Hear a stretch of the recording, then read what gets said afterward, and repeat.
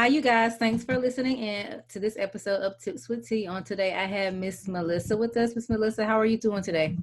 I'm doing well. Thanks for having me. Awesome. Thank you for being a guest on the show. So tell us more about yourself and what you do. Yeah, so I'm an online business manager. So I help online entrepreneurs with the management of their company, the overall management of their team, putting things like systems and processes in place to help them feel more organized. I do course launches and marketing strategy, as well as overall business development. Awesome. So tell us more about standard operation procedures. What exactly are those for our listeners that don't really understand and know what it is? Yeah. So SOPs for short are basically the standard of which you are to complete any given task. So I like to use the analogy because I think everyone at some point in time or another has gotten a piece of furniture either from IKEA or Amazon or Wayfair, where it comes to your door and it's just a bunch of pieces. And so then you open up the box and you spread all the pieces out and you go digging for the instructions and you can't find them. So SOPs in your business are essentially the instruction manual. So when you don't have a documented process for how you do things in your business, you're essentially asking people to put together a piece of furniture and you're not giving them any instruction on how to do so. So it's really important because if you think about a time that you've had to put a piece of furniture together, imagine what it would have been like if you had no form of instructions, no anything. You most likely would end up with some extra screws and maybe things that don't fit together, or it's lopsided and it's just not going to turn out the way you want it to. The quality is not going to be there. So a lot of times what I run into is people don't have these, A, because they don't know that they need them, especially in the online space, or B, they're a solo entrepreneur and so they don't feel like they need instructions because there's nobody else that they're giving instructions to. But we're recording this in 2020, and I think as we all can be sympathetic to, life is crazy, and you never know when something might happen that could completely take you away from your business. And so if you don't have a documented process for how you operate your company, that company lives and dies with you. So that's why I'm a big proponent of having SOPs, especially in the online space, because without them, people aren't ever going to be able to figure it out. Mm-hmm. Yeah, definitely need to have something in place. So what systems do you recommend or is best for small business owners to use, especially if they're doing the online thing? Yeah, so online entrepreneurs, we live in the age where anyone can be an online entrepreneur, Mm-hmm. but there's a lot of things available to online entrepreneurs, many of which do similar things. But I'm a big proponent in task management systems. So things like Asana, that's ASANA. There's a similar product called Monday. People will use this thing called Trello. These are all forms of task managers and basically allow you to put tasks for yourself, for your team, for clients, all in one central location. It allows you to give instructions, a little bit of description, add links, and communicate with your team if you have one on a specific task.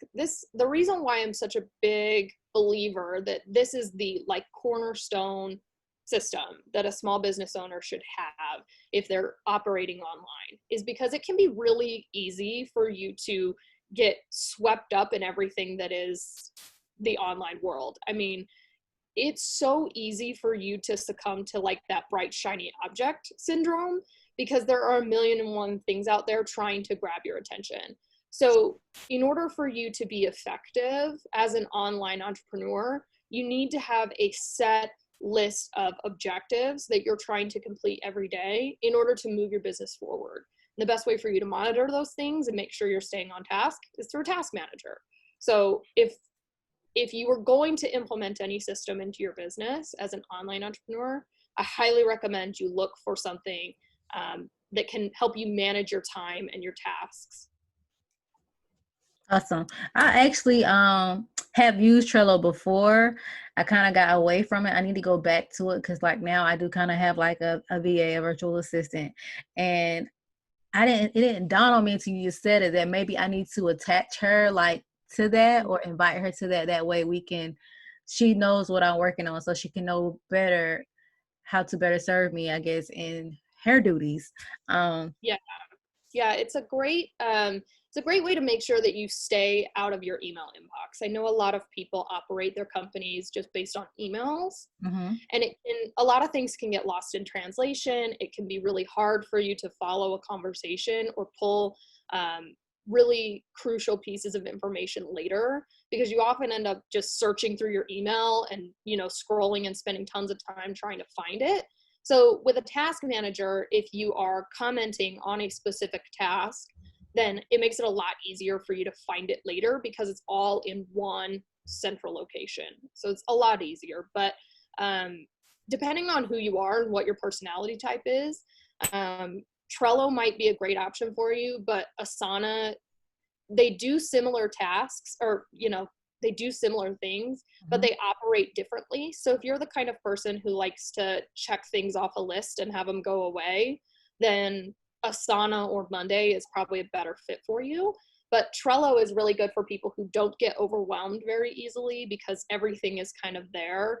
And basically when you complete something, you just move it to another location. It doesn't ever actually go away unless you delete it. So just depending on your personality type, if Trello wasn't your thing, you might want to try something else. Awesome. Well, I'll definitely look into, I know I have seen the advertisement for Monday and I will look into Asana as well.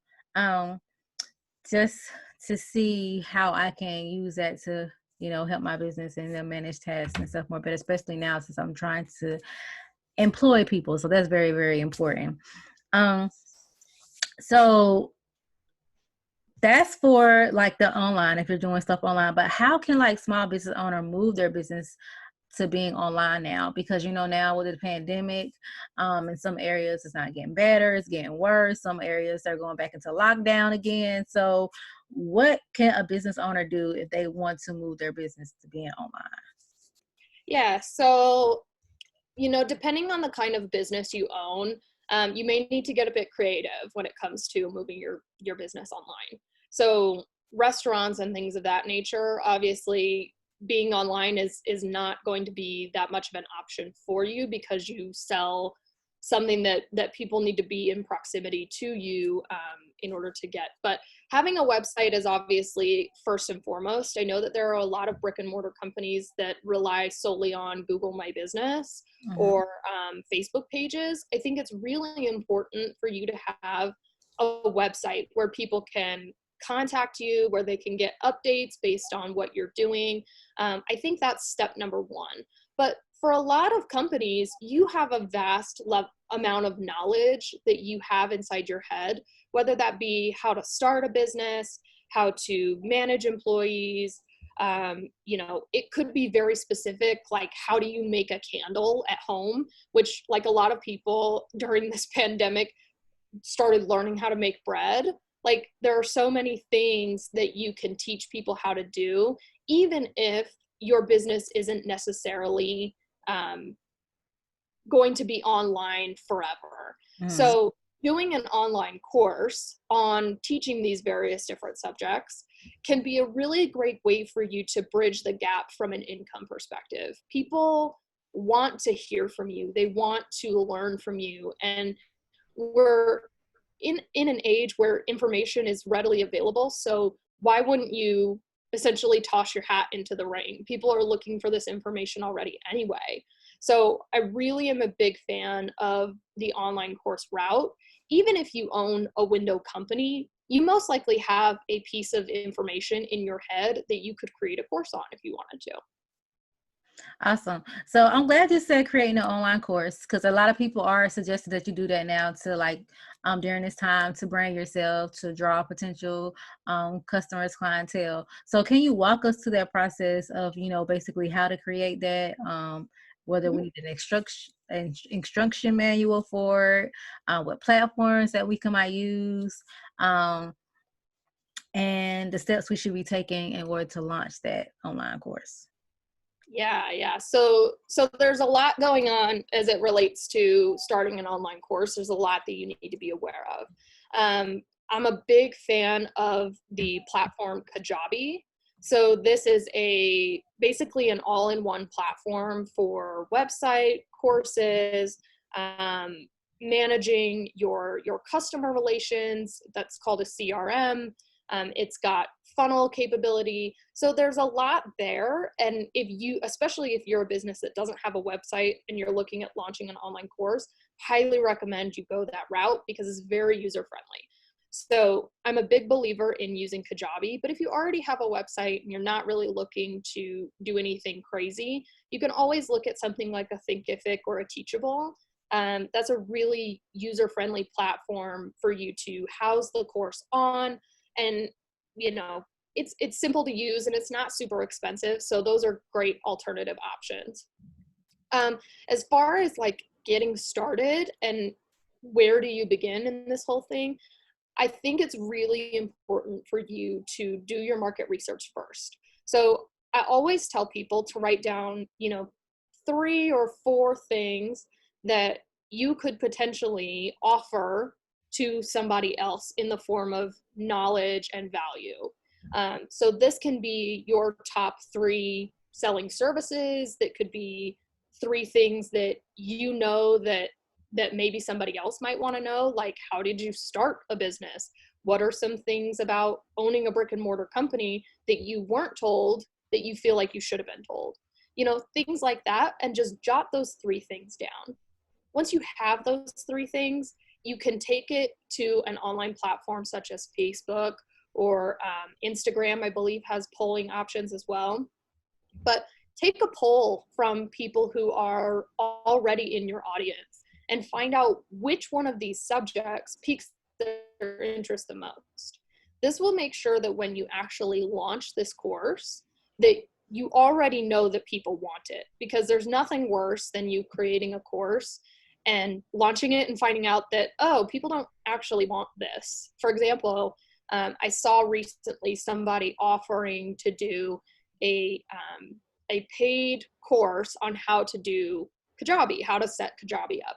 But Kajabi actually offers a free course when Mm-hmm. you purchase their platform. So a simple market research would have found out that this actually isn't something that people even need to pay for, because there's a free option from the actual like system provider itself. Mm-hmm. So it's really important for you anytime you're doing an online course to make sure that it's something people want, something people are actually going to buy.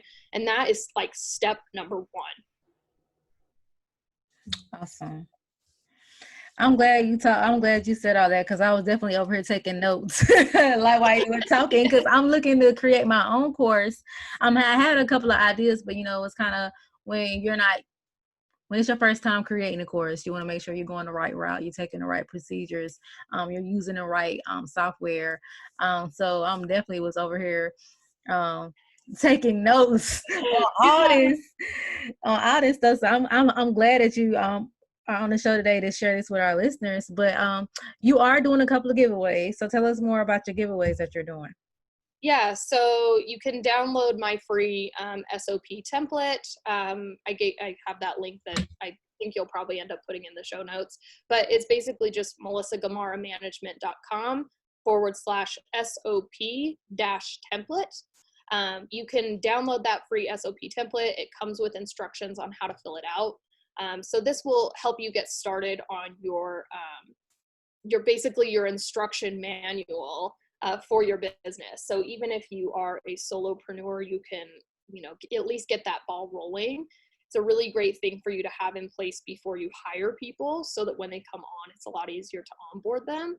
Mm-hmm. And actually, when you download this free SOP template, If you share this link on Facebook, there's like a pop-up that shows up after you download it that will say if you share it on your social media platforms, you will actually get my 90-day course launch plan for free.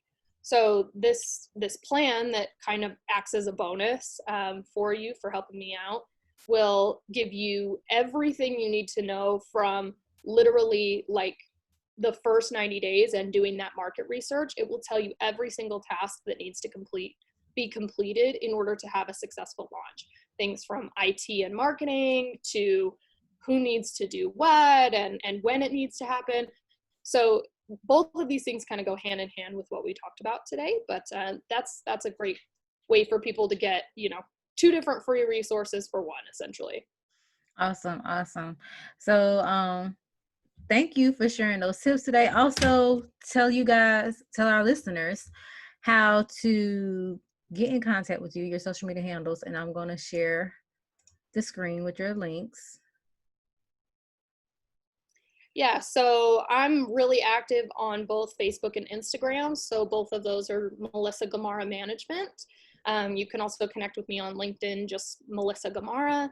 My website is the best way for you to contact me or book a discovery call, and that's melissagamarramanagement.com.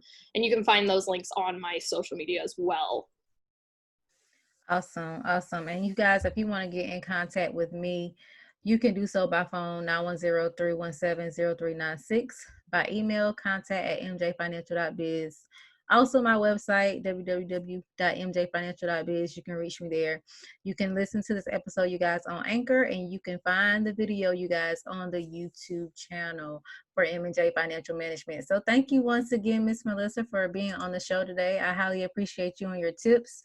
Hopefully I can learn some things, and hopefully our listeners can learn some things from what we heard today. Absolutely. Thanks so much for having me. It was a pleasure. Awesome. And thank you guys for listening in, and we will see you on the next episode of Tips with T.